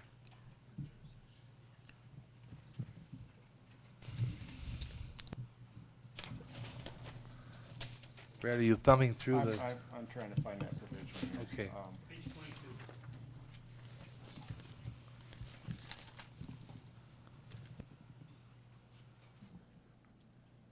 Brad, if I may, I think that's why we added that one sentence that says. Right, we added the sentence that says the provisions of this subsection shall not be deemed to apply to any federally designated right-of-way. My choice of language was deliberate in that I wanted to try to address Bill's question Okay. to me, and that's why I put the language in there. In effect, what I'm suggesting is if the federal or state government has assumed jurisdiction over a particular area, we're not going to apply this provision to it. That's the point of the language that's in there. So if it's an area where they've assumed jurisdiction, state or federal, then the provisions of this section relative to square foot limitations are not going to apply. That was the intent of the language that I chose. That's what I was asking for. Okay. Yep. Okay. I think we've covered it. Okay. Okay, thank you, Bill. You bet. Okay, we'll move forward then. Will there be a motion to approve the amendments as recommended by the sign committee? Is there a motion? I'll make that motion. Motion by Alderman Johnson. Is there a second? Seconded by Alderman Gieselbeck. Is there any further discussion? If not, then all those in favor say aye. Aye. Opposed? Motion carried. Next, I'd like to have a motion to adopt the ordinance as amended. Is there a motion? So moved by Alderwoman Walter. Is there a second? Second. Seconded by Alderwoman York. Any further discussion? If not, then all those in favor of adopting the ordinance as amended, all in favor say aye. Aye. Opposed? Motion carried. And what will happen then is this will be published in the Watertown Public Opinion, 20 days after publication will become effective. And then in the meantime, until it becomes effective, the moratorium is still in effect. So just so everyone understands. Okay. Next, we'll move on to any other old business. If not, then we'll move to new business. If not, then any liaison member reports. We will need to go into executive session to discuss some contract negotiations. So if I could have a motion to go into executive session. So moved. So moved by Alderwoman Arbogast. Is there a second? Seconded by Alderman Gieselbeck. All in favor say aye. Aye. Opposed? We will go into executive session. Thank you very much.